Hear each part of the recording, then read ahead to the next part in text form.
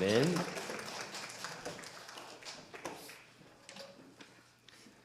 종료 주일이기 때문에 오늘 호산나 찬양대가 종료 주일에 딱 맞는 찬양을 하셨습니다. 하나님께서 기쁘게 받으신 줄로 믿습니다.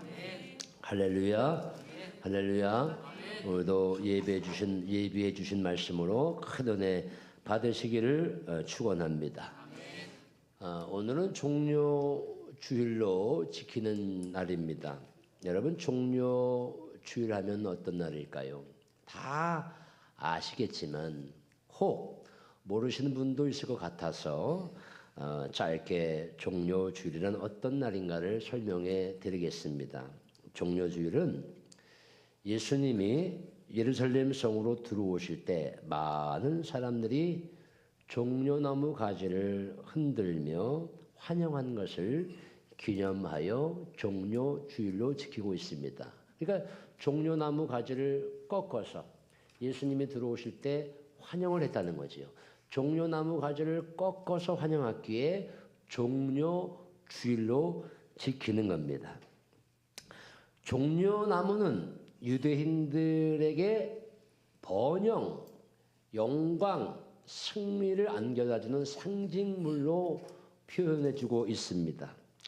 예로부터 그래서 이스라엘은요, 동전 주화에도 이 종려나무 잎사귀 모양이 그려져 있다는 것이지요. 이 종려나무는요, 아열대 식물이고 대추야자나무라고도 하고, 유럽을 가다 보면은 이 길쭉길쭉 가로수에 심겨져 있는 나무들이 있습니다. 외국에 갈 때마다 종려나무를 보면 내가 외국에 왔구나 이런 생각을 갖게 해줍니다. 이국적인 정서가 아주 잘 이국적인 정서를 아주 잘 보여주는 그런 나무이지요. 영어로는 팜트리, 팜추리, 야자 열매 이렇게 표현을 하기도 합니다. 아무튼 종려나무는 이스라엘 백성에게 번영, 빅토리, 영광, 승리 이런 의미를 갖게 해주는 나무입니다. 우리나라의 무궁화 나무를 생각해 보십시오. 무궁화 나무는 일제강점기에 독립지사들이 광복을 희망하면서 무궁화를 또 국화로 선정을 하였습니다. 무궁화는 7월부터 100일간 피는 꽃인데 영원히 피는 꽃이라는 의미도 있습니다. 어쨌든 종려나무도 이스라엘 백성에게는 그런 상징성이 있는 것이지요. 이 종려주일에 여러분 마태복음 21장 1절로 11절의 말씀을 통해서 우리가 하나님께서 어떠한 말씀을 우리에게 묵상해 주시나 우리가 한번 살펴보려고 하는 것입니다. 첫 번째, 우리는 오늘 마태복음 21장 1절 말씀부터 11절 말씀을 통해 예수님께서 예루살렘 성에 입성하실 때 그 군중들의 모습을 한번 상상해 보자고 하는 거예요. 여러분, 오늘 예수님께서 예루살렘 성에 들어가실 때 그 때가 언제입니까? 유월절 절기 때입니다. 유월절 하면 유대인이 늘 해마다 지키는 명절입니다. 명절. 유월절이라고 하니까 양을 잡아서 출애굽을 기념하여서 매년 모이는 이 유월절이니 마침 유월절에 얼마나 많은 사람들이 예루살렘 성에 들어왔겠어요. 아주 인산인해를 이루었겠지요.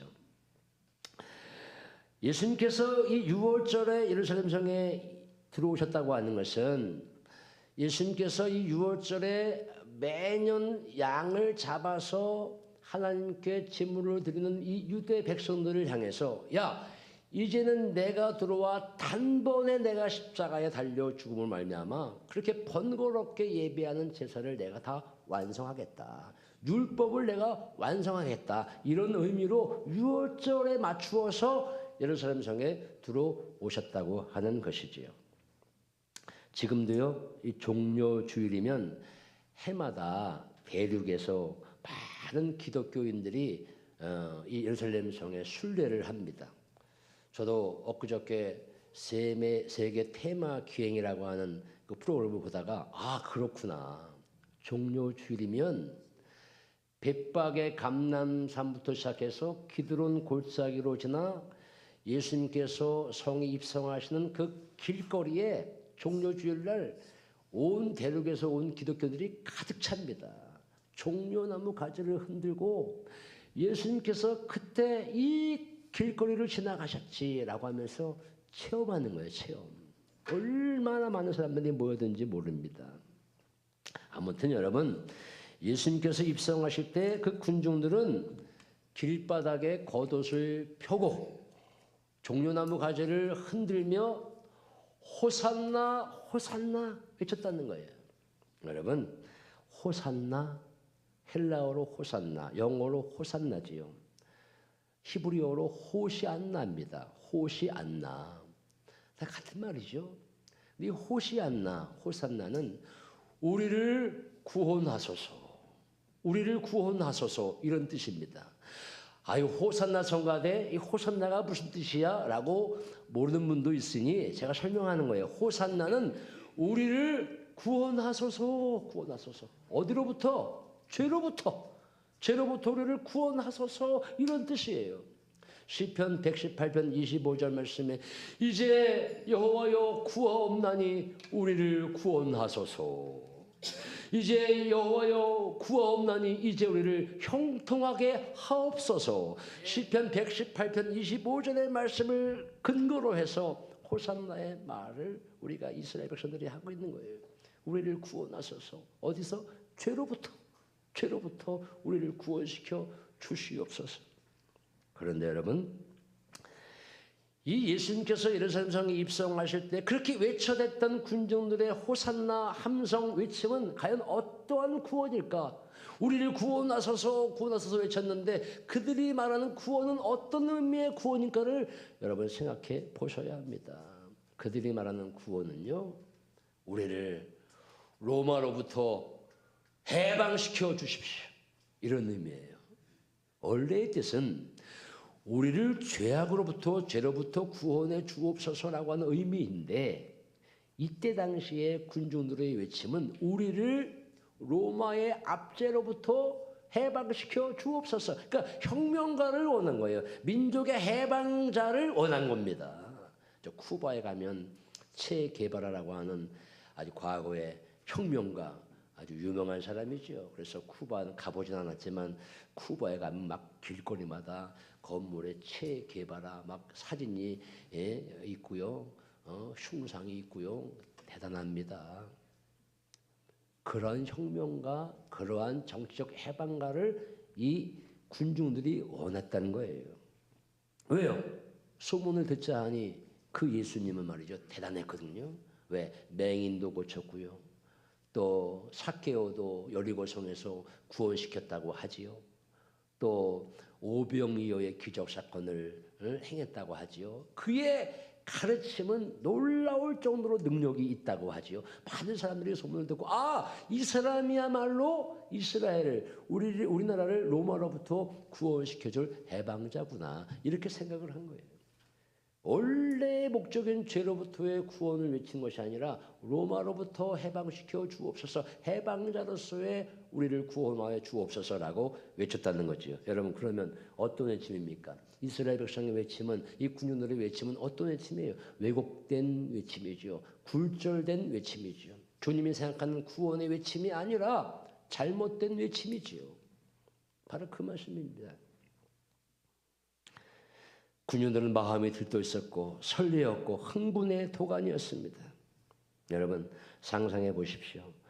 그 능력 있는 예수님이라고 하는 선생이 들어온다고 하니 얼마나 대단했겠습니까? 인산인해를 이루었다고 그랬잖아요. 여러분 길거리에 우리가 연예인만 지나가도요. 그 사람 보려고 대단들 합니다. 제가 서울에 살다 보니까 아무렇지도 않은데 누가 떴다. 유재석이 떴다. 그러면 너도 나도 막 그 유재석 씨 보려고 대단을 합니다. 우리가 예배를 드리고 있는데 누군가가 그럽니다. 이 교회 밑에 유재석 씨가 지나간다. 그러면 지금 이 순간에도 빨리 뛰어나가고 싶은 사람이 생길 거예요. 대단한 겁니다. 그런데 여러분 그 군중들이 3일 뒤에는 어떠했나요? 마태복음 27장, 오늘은 21장 말씀을 읽었습니다마는 마태복음 27장에 가 보게 되면 예수님께서 법정에 끌려가십니다. 끌려가서 신문을 당합니다. 빌라도가 묻습니다. 나는 이 예수라고 하는 사람에게 무슨 특별히 죄의 증거를 찾지 못했다. 이 사람을 내가 어떤 죄의 증거를 찾아가지고 형벌을 줄 만큼의 근거를 내가 찾지 못했다. 이 사람을 어떻게 해야 되겠습니까? 라고 그 많은 군인들에게 묻습니다.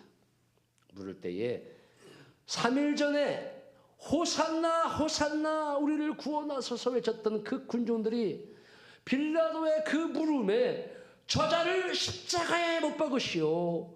저자를 십자가에 못 박으시오. 그 군중들이 돌변하고 말았습니다. 성난 파도로 돌변하고 말았습니다. 자신들이 생각했던 민족의 해방자가 아니라는 거예요. 분노를 표출한 것입니다. 그러니까 그 사람들이 예수님께서 들어오실 때 함께 거닐었던 그 행렬은 영광스러운 행렬이 아니지요. 왜곡된 행렬이지요. 군중들이요, 이렇게 돌변하면, 나쁜 쪽으로 돌변하면 이렇게 무서운 것입니다. 신앙생활도 여러분 마찬가지라고 생각을 해봅니다. 오늘 저는 이 군중들의 모습을 보면서 우리는 어떠한 믿음의 생활을 해야 하느냐 한번 묵상을 해봤습니다.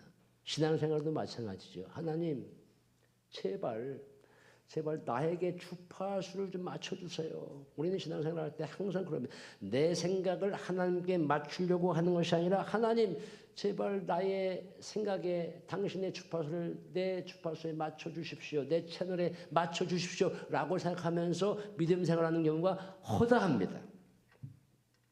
하나님, 내 생각에 맞춰주면 내가 한평생 당신과 함께 살 것입니다. 내가 내 목숨까지도 내어 놓겠습니다. 하나님, 내 주파수에 당신의 생각을 내 주파수에 맞춰 놓으면 나는 영원히 변치 않고 절대로 주님을 배반하지 않겠습니다. 그런데 여러분, 절대로 말하는 사람은 그런 사람들이 위험합니다. 절대로 저는 주님을 배반하지 않겠습니다. 베드로 어땠습니까? 절대로 나는 예수님을 부인하지 않겠습니다. 라고 했지만 베드로 부인했잖아요. 여러분, 하나님의 생각을 내 주파수에 맞추라고 우리가 하나님께 요구하는 것이 아니지요. 내 생각을 주님의 주파수에 맞춰야 되지요. 주님의 채널에 맞춰야 되지요. 내 생각으로 주님 오십시오. 이것이 아니라 내 생각을 주님의 주파수에 맞추라고 하는 거예요.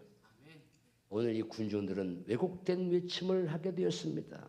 그러므로 사랑하는 성도 여러분, 하나님께 주파수를 맞추시기를 주님의 이름으로 축원을 드립니다. 이 종료주일에 하나님의 생각이 무엇인지, 주님의 생각이 무엇인지 묵상하고 또 묵상하시기를 주님의 이름으로 축원을 드립니다. 주님의 생각에 집중하는 성도가 되십시오. 두 번째, 우리 주님은 어린 나귀를 타고 예루살렘 성에 입성하셨음을 주목하십시오. 어린 나귀 새끼를 타고 오셨다는 것은 겸손의 왕을 상징하고 평화의 왕을 상징하는 것이지요. 여러분, 대단했습니다. 우리 성경 말씀에 나오지 않습니다만 로마라고 하는 그 나라가 이스라엘을 점령해서 지배할 때 헤롯 왕부터 시작해서 왕들이요, 간혹 그 넓은 운동장에 행진을 실시합니다. 로마 병들로 하여금 기병대, 철병거 착착착 맞춰가면서 행진을 정기적으로 실시하는 겁니다. 봐라! 우리의 군사력이 대단하다. 그들은 그러한 정기적인 행렬을 통해서 통치의 기술로 삼은 거예요. 우리 로마가 이렇게 대단하고 힘이 있다. 여러분, 영국에 가면요, 영국 왕실이 있는 버킹엄 궁이 있습니다. 버킹엄 궁에 가면 정기적으로 이 기마대 행진을 하는 퍼포먼스가 벌어집니다. 런던에 있거든요. 버킹엄 궁이. 저도 한번 가봤댔습니다. 명당 자리 차지하려고요. 사람들이 얼마나 막 혼비백산하고요. 그 자리 차지하려고 얼마나 안간힘을 쓰는지 모릅니다. 근데 이 영국 버킹엄 궁은 정기적으로 그 행진을 통해서 우리 영국의 국왕이 살아있다. 우리 영국의 이 군사력이 존재한다. 이것을 알려주는 거예요. 여러분 김정은이 왜 매번 정기적으로 미사일을 싣고 또 착착 손을 들면서 왜 행진을 합니까? 이건 전 세계에 우리의 군사력을 보여주는 것이고 우리 약하지 않다라고 막 보여주는 퍼포먼스 아니겠습니까? 여러분 예수님께서 만약에 들어오실 때 백마, 흑마 타고 올 수도 있잖아요. 근데 그분은 백마와 흑마 타고 들어오신 것이 아니라 어린 나귀 새끼를 타고 들어오셨어. 그래서 우리에게 겸손 낮아지고 내가 들어오는 것은 정치적인 해방자의 모습이 아니라 낮아지고 순종하는 몸으로 평화의 왕으로 평화의 사람으로 내가 들어왔다는 것을 많은 사람들에게 보여주고 있는 것이지요. 2절과 3절 말씀을 보십시오. 본문 2절과 3절 말씀을 보시면 주님께서 제자들에게 말씀을 합니다. 너희는 맞은편 마을로 가라. 거기에 가면 매여 있는 나귀와 나귀 새끼가 있을 터이니 내게로 끌고 와라. 누가 물어보면 주께서 쓰시겠다 하라. 여러분 이 말씀도요. 예수님께서 그냥 하신 말씀이 아니에요. 스가랴 9장 9절의 말씀을 인용한 것입니다. 스가랴 9장 9절의 말씀 보면 그는 공의로우시며 구원을 베푸시며 겸손하여서 나귀를 타시나니 나귀의 작은 것 곧 나귀 새끼니라.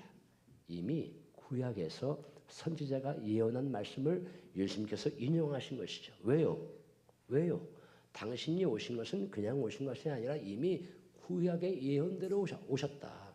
구약의 예언대로 내가 왔다. 구약의 예언이 성취되었음을 알려주는 거예요. 여러분, 그분은 전능자이시지만 능력 있는 분이시지만 나귀를 타고 겸손의 왕으로 오셨습니다. 외형적인 건의에 모든 목숨을 내놓은 것이 아닙니다. 어린 나귀 새끼를 타서 외형적으로 보이는 건의를 다 벗어버린 거예요. 우리 사람들은 자꾸 외형적인 것에 그 심취해서 그 사람의 외모를 보고 평가를 많이 하지요. 저도 한 번은 그 서울 홍제동에 힐튼 호텔이 있습니다. 감독회장, 감독님들이 모임이 있다고 해서 제가 가서 미팅을 하려고 제가 힐튼 호텔에 한번 가게 됐지요. 그 당시는 저는 자동차를 액센트를 제가 끌고 다녔어요. 액센트는 저에게 아주 안성맞춤 좋은 차입니다. 주차하기 편하고. 힐튼 호텔을 쫙 올라가는데 저보다 앞서 누군지는 몰라도 그 호텔 앞에 딱 섰어요. 저보다 한 발 앞서 간 거죠. 누군지 몰라요. 차는 좁디다. 좋아요. 호텔 정문에서 어떻게 합니까? 어서 오십시오. 내리시죠. 발렛으로 다닥 하고 제가 뒤에서 이제 갑니다. 액센트를 끌고 쫙 가는데 그 사람이 저한테 오겠어요? 안 오겠어요? 액센트를 끌고 여기 왜 오냐는 거야, 여기. 여기는 올 때가 아니고 당신이 주차할 곳은 저 밑에 넓은 운동장이 있으니 걷다가 주차하세요. 뭐 이런 데가 다 있어. 딱 가서 주차하고 제가 올라갑니다. 양복은 입었어요. 올라가면서. 발렛 하는 그 사람들한테 까부지 마. 나 기독교 대한감리회 감독님들 만나서 미팅에 온 목사야. 까부지 마. 차가 이거라고 말해. 까불어라고 하려다가 말았어요. 사람은 외형적인 것에 너무 심취합니다. 무엇을 타고 다니냐에 따라서 그 사람을 평가하게 마련이죠. 예수님은 흑마 타고 백마 타고 들어오신 분이 아닙니다. 나귀 새끼를 타고 들어오셨어요. 겸손하여서 낮은 자로 들어오셨다는 거죠. 많은 사람들이 환호했습니다. 야, 호산나 호산나, 우리를 구원하소서. 종려나무 가지를 막 흔들고 대단들 합니다. 보통 사람 같으면 그 호응의 그 인기의 유혹에 야, 내가 왕이 됐구나, 내가 왕이 됐구나, 그 유혹에 휘말릴 수 있습니다. 그러나 예수님은 전혀 요동치 않으셨습니다. 여러분, 이 종려주일에는 예수님처럼 낮아지시기를 주님의 이름으로 축원을 드립니다. 낮아지시고 고요한 평화를 외치시기를 바랍니다. 세 번째, 우리 주님은 십자가를 짊어지는 순종의 길을 선택하셨습니다. 오히려 그분은 십자가를 짊어지는 순종의 길을 선택하셨습니다. 그러나 순종의 길을 선택하셨지만 그 길은 마지막 영광의 길이었습니다. 영광의 길이었습니다. 저들은 호산나 호산나 외칠 때에도 우리 주님은 오직 십자가만을 생각하셨어요. 그분이 가야 할 비아돌로로사만 생각하셨어요. 비아돌로로사가 뭡니까? 빌라도 법정에서 시작하여 골고다 언덕까지 가는 길이 비아돌로로사입니다. 비아돌로로사만 생각하셨습니다. 나는 온 인류의 죄를 대속하기 위해 나는 순종한 마음으로 십자가를 질 거야. 그 많은 환호 속에도 굴하지 않고 그분은 순종의 길을 선택하셨어요. 십자가를 짊어질 생각만 하셨다는 거지. 그 예수님은 예루살렘 성에 들어오실 때, 그리고 들어오신 후 5일간 한 일들을 제가 한번 생각을 쭉 해봤습니다. 예수님께서 입성하시고 나서 그분은 주로 무슨 일을 하셨을까? 이미 들어오실 때 저 멀리 예루살렘 성을 보시고 우셨어요. 우셨습니다. 왜 우셨습니까? 깨닫지 못하는 이스라엘 백성을 생각하시고 우셨습니다. 우셨어요. 그리고 오늘 본문 후에 28장 18절 읽지는 않았습니다만 21장 18절 말씀에 가보면 우리 예수님께서 열매 맺지 못하는 무화과 나무를 보시고 무화과 나무를 저주하셨습니다. 왜? 열매 맺지 못하는 이스라엘 백성들을 보시고 한탄하신 거죠. 회개하지 못하는 이스라엘 백성들을 빗대어 무화과 나무의 열매 없음을 바라보시고 무화과 나무를 저주하셨습니다. 26장에 가보면 깊은 밤중에 예수님은 감람산에서 외로이 기도하셨습니다. 겟세마네 동산에서 그분은 홀로 계시며 기도하셨습니다. 제자들에게 이렇게 말합니다. 내 마음이 매우 고민하여 죽게 되었으니 너희는 여기 머물러 나와 함께 깨어 있으라. 나와 함께 깨어 있으라. 그리고 가서서 기도하시고 돌아오십니다. 와 보니까 제자들이 다 자고 있는 거예요. 너희는 한 시간도 깨어 있을 수 없더냐? 라고 예수님 말씀하시죠. 우리 예수님은 외로우셨어요. 슬슬 하셨어요. 한 사람도 그 곁에 같이 있었던 사람이 없습니다. 제자들도 다 두려워 떨고 도망갈 생각만 하고 있었다는 거 아니겠습니까? 여러분, 지금 주님께서 여기 계시다면 우리에게 이렇게 말씀하실 것 같습니다. 얘들아, 여러분이요, 제발 내가 가는 이 길을 나와 함께 가 주었으면 좋겠다. 함께 가자, 이 길을. 내가 가는 십자가 길 나와 함께 가 주었으면 좋겠다. 가다가 힘들면 쉬었다 가자. 가다가 광야를 만나면 쉬었다 가자. 그러나 나와 함께 가자, 이 길을. 구레네 시몬은 그런 중에도 예수님께서 십자가를 짊어지고 가실 때 함께 예수님의 십자가를 대신 짊어진 일도 있었잖아요. 지금도 여전히 주님은 나와 함께 이 십자가의 고난의 길에 동참했으면 좋겠다, 이렇게 말씀하시는 거예요. 이 종료주일에 우리가 깨달아야 될 말씀은 어떤 말씀입니까? 주여, 내가 주님 가시는 이 순종의 길에 함께 동참하겠습니다. 주님 십자가를 짊어지는 그 비아돌로로사의 그 길을 나도 함께 참여해야 하며 주님의 그 마음을 함께 아파하겠습니다.